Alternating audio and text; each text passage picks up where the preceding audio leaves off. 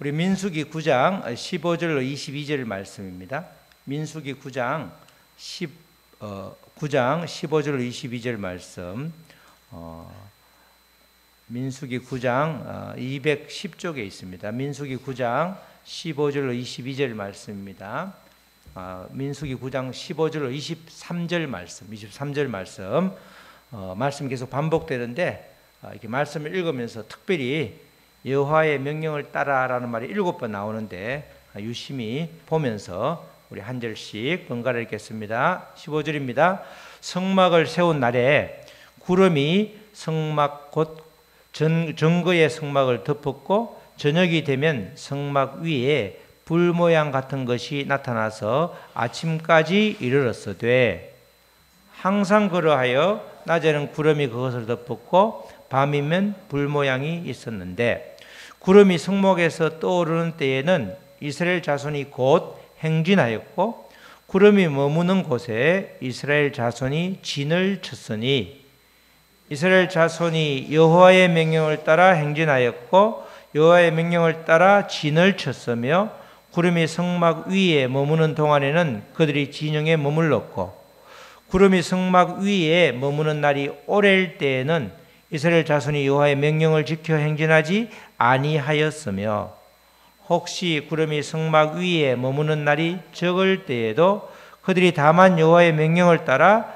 진영에 머물고 여호와의 명령에 따라 행진하였으며 혹시 구름이 저녁부터 아침까지 있다가 아침에 그 구름이 떠오를 때에는 그들이 행진하였고 구름이 밤낮 있다가 떠오르면 곧 행진하였으며 이틀이든지 한 달이든지 1년이든지 구름이 성막 위에 머물러 있을 동안에는 이스라엘 자손이 진영에 머물고 행진하지 아니하다가 떠오르면 행진하였으니 다같이요 곧 그들이 여호와의 명령을 따라 진을 치며 여호와의 명령을 따라 행진하고 또 모세를 통하여 이르신 여호와의 명령을 따라 여호와의 지금을 지켰더라. 아멘. 오늘 제목 우리 다 같이 읽겠습니다. 시작. 여호와의 명령을 따라 광야를 통과하라. 이런 제목입니다. 우리가 가나안을 가는 여정이 출애굽기 여정이죠. 우리가 많이 보던 건데 출애굽기를 하는 가나안으로 들어가는 그 직전까지가 모세 오경에 해당되는 거죠. 자, 우리 한번 사진을 보면 첫 번째 사진은 보이나요? 그 애굽은 우리가 저 바다가 약간 보이는 게 지중해인데 그 부분이 이집트의 하류죠, 하류. 그리고 상류는 지금 이디오피아 쪽이 상류입니다. 그래서 이 역사책에 보면 상 이집트, 하 이집트 그러면 상 이집트는 저 안쪽이고 이 바깥에 우리가 볼 때는 항상 위쪽이 북쪽 같은데 물이 높은 데서 낮은 데로 흐르니까 그 애굽에 그렇게 애굽으로 표시되어 있는 나일강의 삼각주가 되는 거죠. 지금 애굽에서 그 람셋이라고 고센 지역 람셋에서 출발해서 숫곳에 이르고 숫곳 줄을 쳐놔도 숫곳에 이르고 쭉 이어지다가 제일 거기 시나이 반도 아래쪽에 레위기라고 쓰는 고개가 이제 시내 산인데 거기까지가 이제 출애굽기가 되는 거죠. 그리고 나서 레위기는 시내산에서 머물면서 출애굽기 19장부터 십계명을 받고 성막 설계도를 받는 장면들이 나오고 그 다음에 레위기가 나오고 그 다음에 민수기 10장 10절까지 시내산에 머물게 되는 거죠.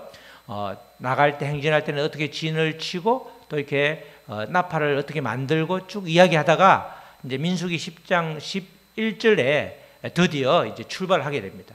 그래서 시내산에 출발해서 쭉 올라가다 보면 바람 광야라고 저 민수기라고 써져 있는데 보이는지 잘 모르겠는데 바람 광야에서 뺑뺑뺑 돌다가 불순종으로 돌다가 40년 또는 38년을 머물다가 그 위로 이제 가게 되는데 그게 모압 지방 옆에 조그만한 호수가 있는데 저게 이제 사해가 되는 거죠. 그 모압 지방에서 신명기를 받고 그 강을 건너서 가나안으로 들어가는 전체 여정이 출애굽하는 여정 또는 광야를 통과하는 여정, 가나안으로 입성하는 거기까지가 모세의 오경에 해당되는 겁니다. 오늘 이 구름 기둥, 불 기둥과 관련되는 말씀인데 그 다음에 그림을 보면 자세하게 나오는데 고센 땅을 지나서 숫곳을 지나서 지금 에담이라고 하는 곳 있죠. 에담. 세 번째 에담이라고 하는 홍해를 건너기 얼마 전인 에담 광야에 이때부터 이제 에담에서부터 구름기둥, 이 불기둥이 등장합니다. 어찌 보면 광야 생활을 시작하면서 이렇게 불기둥, 구름기둥이 이렇게 나타난다는 것은 큰 의미가 있는 거죠. 그 말씀이 이제 우리가 오늘 에담에서 시작되는 그 이야기가 출애굽기 13장 20절에서 22절 말씀이 그 말씀입니다. 자, 그들이 조금 전에 바로 앞에 람셋이나 숫곳을 떠나서 광야 끝 에담의 장막을 치니 바로 홍해 앞이죠. 장막을 쳤는데 여호와께서 그들 앞에 가시며 낮에는 구름 기둥으로 그들의 길을 인도하시고 밤에는 불 기둥으로 그들에게 비추사 낮이나 밤이나 진행하게 하시니 낮에는 구름 기둥 밤에는 불 기둥이 백성 앞에서 떠나지 아니하니라. 이제 구름 기둥, 불 기둥이 드디어 이렇게 나타나죠. 구름 기둥이라는 것은 구름이 기둥이 이렇게 되어 있는 것이 아니고 우리가 민수기 읽은 말씀처럼 구름이 위를 쭉 위에 깔려 있다는 구름으로 덮는다는 뜻이죠. 불기둥은 불기둥이 아니라 불 모양의 구름을 말하는 겁니다. 그러니까 구름 기둥, 불 기둥이라고 그러면 다 구름이다 이렇게 말할 수 있는 거죠. 광야는 사실은 낮에는 아주 여름에는 떼약볕이고 이러면 광야는 거의 모든 게 탈 익을 정도로 그렇기 때문에 바람이 이렇게 건조하기 때문에 구름만 탁 이렇게 있으면 그 안에 들어가면 생각보다 굉장히 시원한 그런 형국이기 때문에 구름이 반드시 있어야 그늘막이 되기 때문에 그 엄청난 광야길을 통과할 수 있는 것입니다. 그래서 이 하나님께서 구름을 하나님의 내비게이션처럼 주셔가지고 구름에 따라서 이동하고 멈추고 이동하고 멈추고를 계속해서 반복하는 그래서 광야를 통과할 수 있도록 특별하게 하나님께서 장치를 마련해 주신 거죠. 사실은 이스라엘 백성들이 가나안으로 가는 지름길은 이렇게 우리 한번 후균 앞으로 올려볼까요? 저기서 보면 이 고센 땅에서 가장 가나안이라고 하는 지중해 쭉 해변길을 따라서 가는 걸 해변길이라고 그러는데 해변길을 가면 지금 이렇게 도로가 괜찮을 때면 걸어서 한 4일, 그래서 성경에는 한 10하루라고 되어 있는데 보통 열흘 정도면 충분히 갈 수 있는 거리죠. 그런데 고센에서 가나안으로 바로 직행을 하면 좋은데 그 중간에 7부족, 그 블레셋 부족들이 있기 때문에 블레셋은 굉장히 그 해양민족으로 엄청난 무기를 가지고 있기 때문에 전부 다 거기서 한번 오합지졸은 이 이스라엘 백성이 가다가 한번 딱 부딪히면 바로 뒤로 그냥 주랭랑을 치면 바로 애굽으로 들어가기 때문에 그래서 저를 이렇게 가지 못하도록 한 것도 있고 또 그거보다 말씀으로 보면 말씀에도 그렇게 나오지만 또 이렇게 돌아갈 수밖에 없는 시내 산을 반드시 통과해야 되는 이유가 모세가 부름을 받는 그 장면에서 여호와께서 거기 미디안 제사장 양떼를 치다가 호렙산이라고 하는 시내산에서 하나님을 만나잖아요. 떨기나무가 불에 타는데 가보니까 모세를 부르고 그래서 모세에게 모세야 신을 벗어라 엎드리라 해서 무릎을 꿇었는데 그때 이제 주고받는 대화 중에서 너가 증거를 내가 보여줄 텐데 이제 애굽에서 모든 이스라엘 백성들을 이렇게 인도해서 이 산에 올 것이다 그런 구절을 말씀을 하시죠. 그게 이제 출애굽기 3장 12절에서 하나님께서 모세에게 일러준 말씀입니다. 다 같이 시작. 하나님이 이르시되 내가 반드시 너와 함께 있으리라. 너가 그 백성을 애굽에서 인도하여 낸 후에 너희가 이 산에서 하나님을 섬기리니 이것이 내가 너를 보낸 증거니라. 하나님께서 이 모세 너를 보낸 증거를 알려주는데 여러 가지로 그 상황도 맞지만 하나님께서 출애굽기 3장 12절에 반드시 이스라엘 백성들을 이렇게 인도해가지고 이 산, 호렙산, 시내산에서 하나님을 섬기는 일이 있을 것이다. 그걸 이제 그렇게 되는 걸 보면서 네가 하나님이 정말 나를 도구로 통로로 쓰시는구나. 그걸 확증할 수 있다. 이게 말씀으로 알려주신 겁니다. 그러니까 반드시 시내산으로 올 수밖에 없는 여러 가지가 있지만은 가장 큰 것은 하나님께서 이미 약속을 하셨고, 그 다음에 또 그들이 바로 4일, 5일 만에 가면 하나님의 법을 받을 시간이 없었잖아요. 애굽 법밖에 몰랐는데 하나님의 법은 따로 있는데, 하나님 나라에 하나님의 주권이 있고 하나님의 법이 있어야 되는데 하나님의 법이 전혀 준비되지 않은 상태에서 가면 뭐 하냐고, 그죠? 애굽에서 가다가 가나안 농사 짓는 또 거기서 동화가 돼가지고 또 이방신을 섬기고 그럴 테니까 충분히 하나님의 말씀을 훈련할 시간이 필요했기 때문에 이제 그렇게 하는 것이죠. 이렇게 시내산에서 도착해서 이제 출애굽기 19장부터 레위기, 민수기 10장까지 있게 되는데, 가장 큰 게 그 1년 동안 시내산 그 아래턱에서 있으면서 가장 중요한 게 뭐죠? 출애굽기에서는 뭐가 중요하다고 그랬습니다. 가장 중요한 게 성막 설계도를 받는 거예요. 그죠? 그래서 중간에 25, 6장부터 성막 설계도를 자세히 나온 다음에 다시 출애굽기 마지막 37장, 6장에서 다시 성막을 실제 짓는 장면을 똑같이 2번 반복합니다.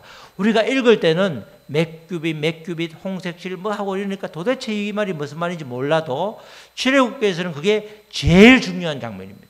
성막을 지어야지 이제 하나님께서 친히 그들과 함께 가고 있다는 그 증거를 성막이 보여주는 것이기 때문에, 눈에 보이는 이게 하나님이 눈에 보이도록 우리가 하나님이 우리와 함께 하시다, 그걸 성막으로 표현해 주기 때문에 반드시 성막이 필요했고, 성막을 짓는 과정이 출애굽기에서 가장 중요한 과정입니다. 그리고 나서 이제 실제로 성막 설계도에 따라서 성막을 완성하는 장면이 출애굽기 마지막 장에 나오는데, 36, 7장부터 시작된 그 성막이 40장이 완성되면서 그때 이제 구름기둥 성막, 불기둥이 다시 성막 위에 나타나게 되죠. 계속해서 나타나지만 이제 성막에 정확하게 나타나는 겁니다. 그 전에 성막이 나타나기 전까지는 쭉 공중에 떠 있다고 그러면 이제 성막 위에 정확하게 머물게 된다는 말씀이 출애굽기 40장 34절로 38절 말씀이죠. 구름이 회막에 덮이고, 성막이 만들어지기 전까지는 아무도 이제 못 들어가죠.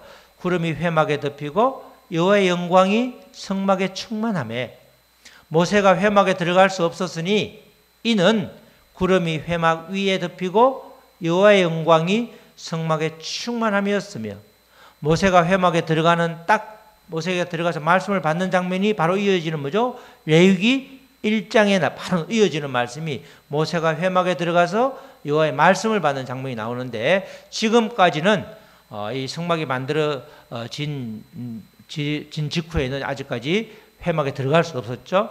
36절에 구름이 성막 위에 떠오를 때에는 이스라엘 자손이 그 모든 행진하는 길에 앞으로 나아갔고, 37절 구름이 떠오르지 않을 때에는 떠오르는 날까지 나아가지 아니하였으며, 낮에는 여호와의 구름이 성막 위에 있고, 그죠? 여호와의 구름이라고 그러죠. 이제 여호와의 구름, 구름 기둥, 구름이 전부 하나님께서 주관하신다는 뜻이죠. 밤에는 불이 그 구름 가운데 있음을 여호와 이스라엘의 온 족속이 그 모든 행진하는 데에서 그들의 눈으로 보았더라. 이렇게 나옵니다. 이렇게 성막이 만들어진 후에 구름이 회막을 덮었는데, 구름으로 덮여 있으면 그 자리에 머물고, 구름이 떠오르게 되면 즉시 다 챙겨서 가게 되는 그런 이제 장면입니다. 바로 출애굽기에서는 이렇게 구름 기둥이 이스라엘 백성들을 지켜준 것으로 나오는데, 구체적으로 물론 하나님이 지켜주셨지만 어떻게 지켜주었는지에 대한 이야기는 별로 없고, 그냥 구름이 머물다가 가고 또 머물고 이런 장면이 나오죠. 그런데 이제 민수기에서는 조금 더 구체적으로 어떻게 지켜주었는지 그것을 좀 구체적으로 밝혀주고 있는데, 그 대목이 이제 이어지는 게 오늘 읽은 본문 말씀이죠. 민수기 9장 15절 16절에 성막을 세운 날에 구름이 성막 곧 정거의 성막을 덮었고, 저녁이 되면 성막 위에 불 모양 같은 것이 나타나서 아침까지 이르렀으며, 그죠? 구름 기둥이라는 것을 구름이 정거의 성막을 덮었다. 구름이 덮는 것이 그걸 이제 구름 기둥이라고 표현을 해놓은 거고, 성막 위에 불 모양 같은 것이 나타나서 아침까지 이르렀으되 항상 그러하여 낮에는 구름이 그것을 덮었고 밤이면 불 모양이 있었는데, 이렇게 이제 표현을 하고 있습니다. 성막을 세운 날에 구름이 성막을 덮었고 저녁에는 성막 위에 불 모양 같은 것이 나타나서 아침까지 있었다, 이렇게 말씀을 하고 있습니다. 정말 광야를 통과한다는 것은 이렇게 하나님께서 처음부터 끝까지 함께 하셔야 되는 거죠. 그래서 보면 16절에 항상 그러하여, 항상 구름이 표준이 기준이 되어서 성막에 있든지 아니면 성막 위에 머물든지 아니면 구름이 이동하면 성막을 따라서 그렇게 쭉 또 다시 걸어가게 되는 그런 이제 장면들이 계속해서 연출이 되는데, 이것이 광야 생활 끝까지 이어지는 거죠. 잠시 잠깐 필요할 때만 살짝 구름이 덮는 것이 아니라 항상 그러하여 낮에도 밤에도 늘 하나님이 함께 하셨다, 이런 뜻이 되는 겁니다. 구름 기둥이 성막을 덮었다, 이것이 무슨 의미인가, 나와 무슨 연관이 있는가, 또 그것이 상징하고 있는 것이 우리가 단순히 구름 기둥 또는 구름이 성막을 덮었다, 그래서 그게 어쨌다는 거죠. 나하고 무슨 관련이 있는가, 그걸 항상 우리가 점검해 봐야 되는 거죠. 구름으로 덮은 그것을 구름 기둥, 불 기둥 이렇게 표현하고 있는데, 이것은 하나님이 언제나 나와 함께 하신다는 그 임마누엘을 눈에 보여주는 겁니다. 성경 전체는 다 그렇죠. 하나님이 나와 함께 하시다. 어디든지 우리가 성경 신구약 전체에 깔려 있는 것은 항상 우리가 고백할 때 누가 하는 거죠? 주님이 하셨습니다. 하나님이 하셨습니다죠. 구름 기둥은 전혀 중요한 게 아니죠. 뭐죠? 구름 기둥을 주관하는 그 하나님이 중요한 거예요.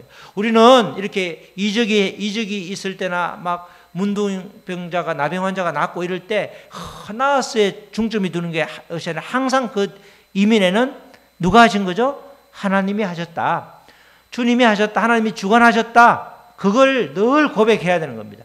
이런 여러 가지 설교를 들을 때 아니면 간증을 들을 때도 아주 그냥 고생을 정말 많이 해서 죽을 고생을 수십 번 해도 살았다 났다는 간증을 할 때도 야 대단하다가 아니고 누가 대단한 거죠? 주님이 하셨다. 하나님이 하셨다. 그걸 늘 우리는 계속해서 밑에 깔아줘야 되는 겁니다. 지금도 마찬가지입니다. 원래는 제가 제목을 구름 기둥을 따라 광야를 통과하다 이래 놓으니까 구름 기둥이 아니고 말씀을 보니까 여호와의 명령을 따라서 광야를 통과한 거지, 구름 기둥이 그게 뭐라고, 그죠? 구름 기둥은 구름을 덮는 거는 언제든지 있을 수 있는 거잖아요. 우리 일상 자연현상에서 하나님이 여호와의 명령을 따라서 그렇게 통과하는 그런 장면들을 이제 보면서 우리도 여호와의 명령을 따라 살아야 된다, 이런 것을 말할 수 있는 거죠. 구름 기둥은 하나님이 항상 나와 함께 계심을, 이스라엘 백성들과 함께 하심을, 성도들과 함께 하심을 보여주는, 눈으로 보여주는 증거가 바로 구름 기둥인 것입니다. 이 구름 기둥이 성막을 필요할 때만 덮는 것이 아니라 항상 덮고 있었다는 것, 그런 게 아주 중요한 점이 되는 거죠. 그리고 여기서 특별히 성막이라고 하면 지금은 성막이 없잖아요, 그죠? 성막은 성전으로 발전되기도 하고 발전되기도 하지만은 우리가 성막이라고 그러면 1차적으로는 하나님의 임재가 임하는 곳을 말하니까 오늘날로 보면 하나님께 예배드리는 교회도 일종의 성막이라고 말할 수 있는 거죠. 그러나 성막은 더 정확하게 말하면 하나님의 말씀을 뜻하는 겁니다. 하나님 말씀 대신 하나님이 우리에게 오셨잖아요. 말씀이신 하나님, 성전인 하나님, 내가 성전이고 내가 주님 안에 있다는 말은 무슨 말씀이에요? 내가 말씀 안에 있다는 거야. 내가 늘 말씀 안에 머물고 말씀에 따라서 생활하고 말씀을 따라서 기도하고 말씀을 따라서 삶을 사는 것이 그게 바로 주 안에 있는 거예요. 주 안에. 우리가 주 안에 있으라 그러면 도대체 주 안에 있으라는 말이 무슨 뜻이지? 그죠? 말씀 안에 있는 것이죠. 바로 그래서 성막은 정확하게 말하면 하나님의 말씀을 뜻하기 때문에 구름을 따라서 성막이 이동하고 또 따라가고 하는 것은 결국 성도는 하나님의 말씀을 통해서 하나님의 임재하심과 인도하심을 받는다. 항상 받는다. 항상 구름이 성막에 있는, 구름과 성막이 일체가 되어 있는 것처럼 하나님의 말씀이 항상 나를 인도하는 것, 그게 바로 성막을 따라서 구름을 따라서 광야 생활을 통과하는 겁니다. 그래서 광야 생활을 통과하기 위해서는 결국 어떻게 되는 거죠? 말씀을 따라서 항상 통과하는 거, 인도하고 말씀을 따라서 하나님의 임재를 느끼고 말씀을 통해서 정말 나를 비추어 보아서 다시금 회개하고 나아가는 것, 그게 이렇게 성막을 따라서 구름을 따라서 통과하는, 여호와의 명령을 따라서 광야를 통과한다는 그런 뜻이 되는 것입니다. 이렇게 성막을 덮고 있는 구름이 성막에서 떠오를 때 이제 이스라엘 백성들은 그대로 따라야 되는 거죠. 우리 9장 17절 말씀해 보면 구름이 성막에서 떠오르는 때에는 이스라엘 자손이 곧 행진하였고 구름이 머무는 곳에 이스라엘 자손이 진을 쳤다. 이제 성막이라는 것은 조립형이기 때문에 지금처럼 뭐 컨테이너 박스라든가 어떨 때는 큰 주택을 조립해서 큰 차에 싣고도 다니더만요. 근데 이럴 때는 이제 지금은 성막은 해체했다가 다시 또 지었다가 해체했다 지었다를 계속해서 반복을 하게 되잖아요. 그러니까 이제 이스라엘 백성들이 볼 때는 이렇게 성막을 풀었는데 뒤에 말씀이 나오죠. 성막을 풀었는데 그 다음 이틀 있다가 가라는 거야. 되게 귀찮겠죠. 특별히 그 레위 자손들은 엄청나게 귀찮을 것 같아. 그들이 성막을 해체하고 이렇게 메고 또 싣고 다녀야 되는데 그렇게 어떨 때는 이틀 만에, 또 어떨 때는 성경에 보면 한 달 만에, 어떨 때는 1년 만에 움직일 수 있는 거죠. 38년 도니까. 그럴 때마다 어느 누구든 그런 상황에 닥치게 되면, 특별히 성막을 이동해야 되는 사람들이면 굉장히 입이 막 이제 풀고 좀 쉬려고 그러는데 이게 구름이 움직이는 거야. 그럼 어떻게 되는 거죠? 안 움직이면 다 불에 타 죽다시피 하니까 움직여야 되니까 그때 되면 다들 막 한숨 소리가 이기저기 나올 법도 하죠. 그러나 우리에게도 그렇게 그런 상황이 주어지면 어떻게 되죠? 야, 빨리 목적지를 빨리 가야 되는 상황인가 보다. 그러면서 이틀 만에 출발해도 감사하게 되고, 한 달 만에 출발해도 야, 제법 쉬었네, 되게 피곤했는데 한 자리에 머무니까 괜찮네, 그죠? 1년을 주면 야, 정말 오랜만에 우리 연휴 6일처럼 푹 쉬었다. 이렇게 똑같은 상황에서도 불평불만을 하게 되면 1세대는 계속 그렇게 해서 다 죽임을 당했죠. 불평불만을 하게 되면 결국 결론은 죽음밖에 없는데, 그런 상황을 우리가 해석할 때 정말 하나님의 마음으로 늘 그렇게 말씀으로 해석을 하게 되면 하루 만에 가도 한 달 만에 출발해도 1년 만에 출발해도 모든 게 다 아멘할 수 있는 거죠. 그렇게 성막을 따라서 이동하는 그 상황에서 떠오르고 이렇게 머물고 그 상황을 그대로 즉각적으로 순종할 때에 우리는 믿음의 길을 잘 갈 수 있는 것입니다. 바로 구름 기둥은 다른 것이 아니라 하나님의 명령을 알려주는 그런 내비게이션 역할을 하는 겁니다. 우리가 차를 타고 갈 때 내비게이션이 유용하긴 하지만 그게 전부가 아니죠. 내비게이션이 없어도 갈 수 있습니다. 그러나 이 특별히 하나님께서 증거로 보여주신 그 구름을 따라서 이동하는 것, 번거롭지만 그렇게 이동하는 것은 우리가 즉각적인 순종을 요구하는 그 하나님의 부르심이라는 것입니다. 여기서 중요한 것은 구름 기둥이 아니라 그 구름 기둥을 움직이는 하나님의 명령이 중요한 거죠. 그래서 18절부터 23절까지는 구름이 강조되는 것이 아니라 여호와의 명령이 강조되고 있고 무려 7번 나옵니다. 7번. 항상 성경에서는 이스라엘 백성들은 숫자를 좋아하는데 7이라는 숫자는 무슨 수라고 그래요? 완전한 수야. 굉장히 중요하다는 거야. 여기서 같은 말이 반복되면 그거는 2번 이상 반복되면 중요한데 3번, 4번, 7번까지 반복되면 그게 답이라는 거야. 이게 18절부터 23절까지는 전부 보면 여호와의 명령을 따라, 그 앞에는 구름을 따라서 움직였잖아요. 그게 싹 빠지고 여호와의 명령을 따라 행진하고 여호와의 명령을 따라 여호와의 명령을 따라, 그게 7번 반복되는 것은, 광야를 통과하게 하는 것은 여호와의 명령인 하나님의 말씀이다. 그걸 보여주는 거예요. 우리가 광야 생활을, 인생은 광야길이잖아요. 우리가 인생이라는 광야길을 통과하는 것은 무엇이다? 여호와의 말씀밖에 없다. 다른 말로 하나님만을 의지하는 것밖에 없다. 그걸 확실하게 심어주기 위해서 같은 말을 계속해서 반복하는 거예요. 자, 18절 다시 한번 읽어보면 이스라엘 자손이 여호와의 명령을 따라 행진하였고 구름 기둥이 싹 없어졌죠. 뒤에 있지만 여호와의 명령을 따라 진을 쳤으며 구름이 성막 위에 머무는 동안에는 그들이 진영에 머물렀고 구름이 성막 위에 머무는 날에 오렐 때에는 이스라엘 자손이 여호와의 명령을 지켜 행전하지 아니하였으며 혹시 구름이 성막 위에 머무는 날이 적을 때에도 그들은 다만 여호와의 명령을 따라 진영에 머물렀고 여호와의 명령을 따라 행진하였으며 혹시 구름이 저녁부터 아침까지 있다가 그죠? 아침에 그 구름이 떠오를 때는 되게 힘들겠죠?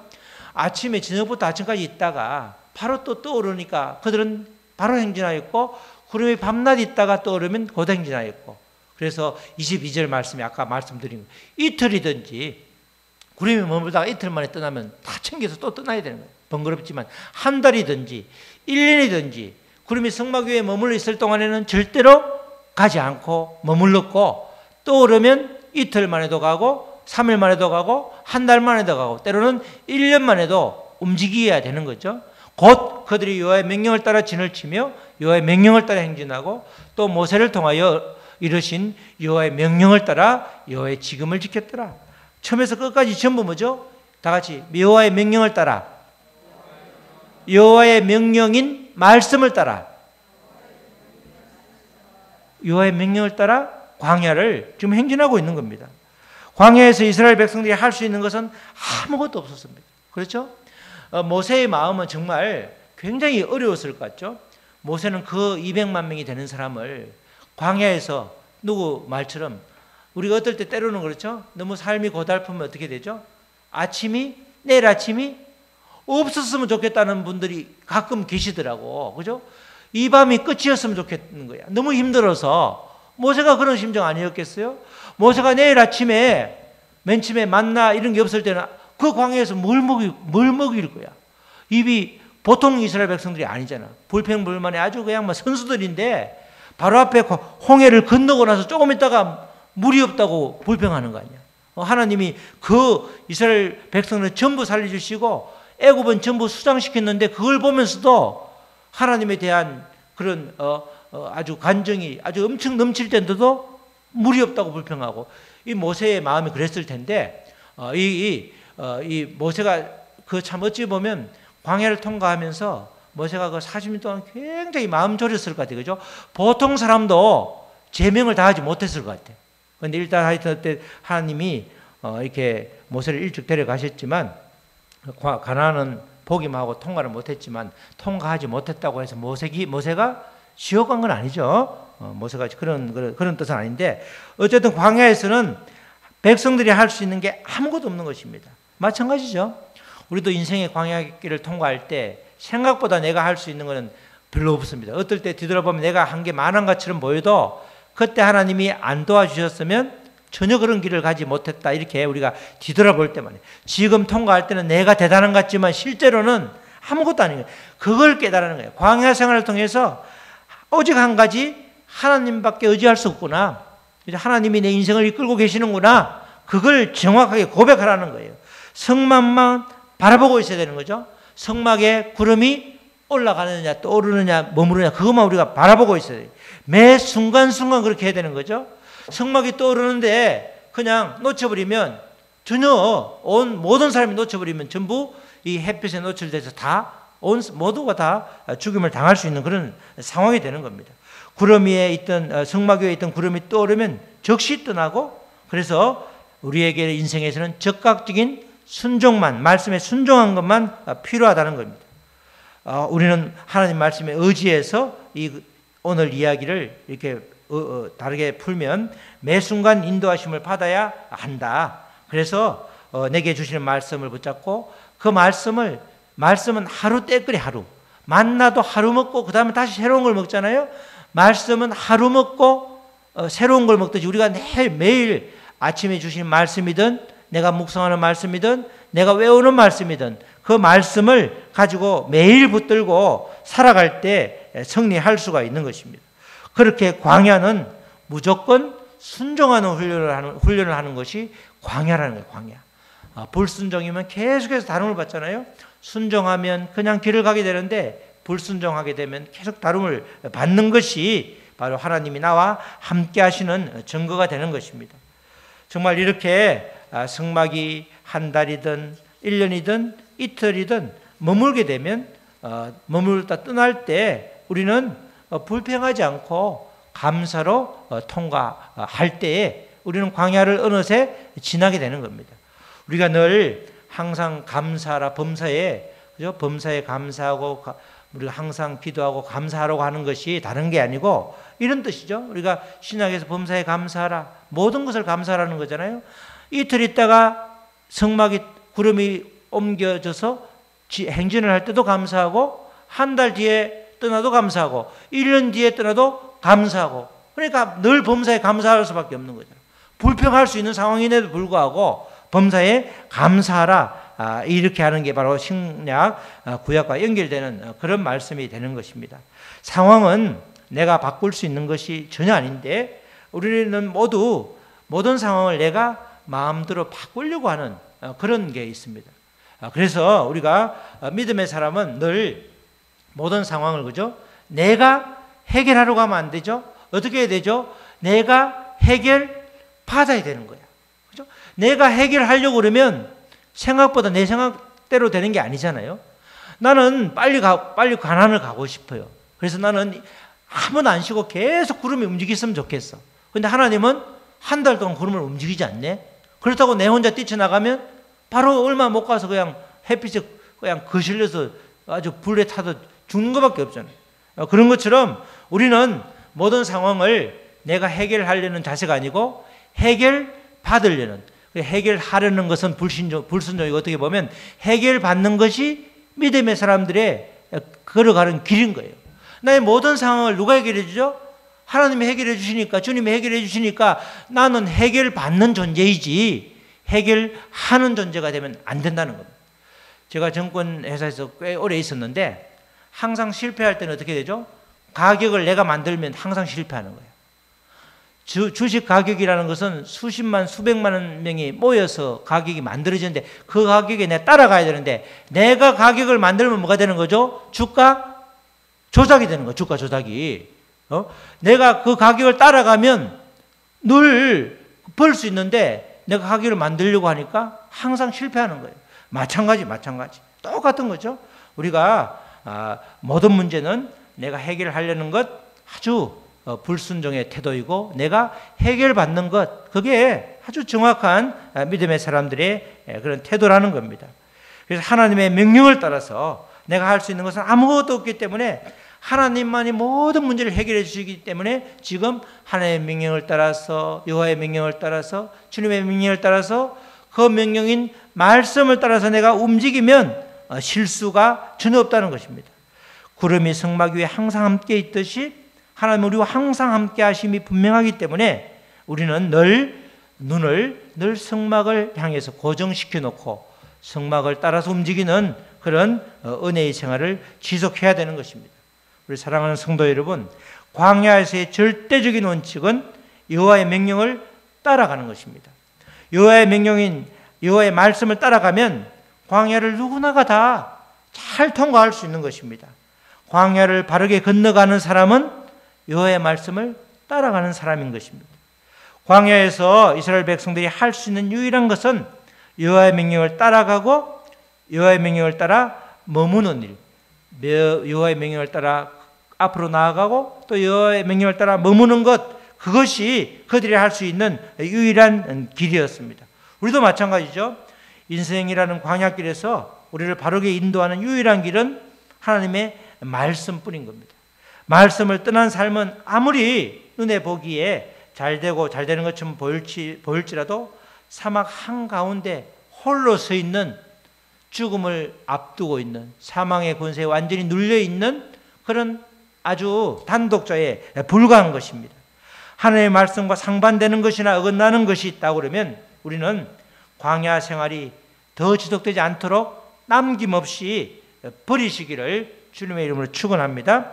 이제는 여호와의 명령인 하나님의 말씀을 따라서 모두가 다 광야를 잘 통과해서 하나님이 허락하신 가나안 땅에서 정말 젖과 꿀이 흐르는 그 땅에서 풍성함을 누리시기를 주님의 이름으로 축원합니다. 아멘. 우리 찬양하시고 우리 말씀부터 기도하시겠습니다. 오늘 말씀처럼 우리가 인생길에서 하나님만을 의지한다는 그 뜻이 여호와의 명령인 하나님 말씀을 따라서 광야를 통과한다는 것입니다. 하나님 말씀에 의지해서 베드로가 고기를 낚았듯이 우리도 말씀에 의지해서 말씀을 따라서 우리의 모든 삶의 여정을 맡기게 하시고 인도함을 받을 수 있도록 우리의 불순종을, 우리의 불신앙을 철저히 제거하여서 온전히 주님 앞에 설 수 있도록 우리를 인도하여 달라고 우리 다 같이 기도하시겠습니다. 하나님 아버지 감사합니다. 정말 광야길에서 하루도 아버지 순간순간 하나님을 의지하지 않으면 걸어갈 수가 없는 것이 그 광야였는데 그 광야의 길을 우리가 걷고 있는 것입니다. 하나님 우리를 도와주시고 축복하여 주셔서 정말 여호와의 명령을 따라서만 움직이는, 내가 모든 문제를 해결하려는 것이 아니라 내가 상황을 해결하려는 것이 아니라 모든 것이 주님이 해결할 수 있도록 내어 맡기는 아버지의 마음의 평안을 가지고 아버지의 성막 위에 구름을 바라보면서 아버지 주님의 말씀을 붙들고 나아가는 우리가 될 수 있도록 도와주시옵소서. 조급함을 내려놓게 하시고 아버지 눈에 보이는 아버지 그런 아버지 여러 가지 아버지 널름거리는 그 아버지 파도에 아버지 휘몰아치지 않도록 늘 아버지 잔잔한 주님의 마음을 가지고 살아갈 수 있도록 주여 도와주시옵소서. 하나님 아버지 감사합니다. 여호와의 명령을 따라서 광야를 통과하는 이스라엘 백성들처럼 아버지 오로지 아버지 주님만을 바라보고 아버지 말씀에 의지해서 나아가는, 그래서 아버지 적극적인 순종을 통해서 아버지 말씀 훈련을 통해서 아버지 주님을 더욱더 아버지 알아가고 또 주님을 누리는 우리 귀한 우리 믿음의 가족들이 될 수 있도록 축복하여 주시옵소서. 감사하며 예수님의 이름으로 기도드렸습니다. 아멘.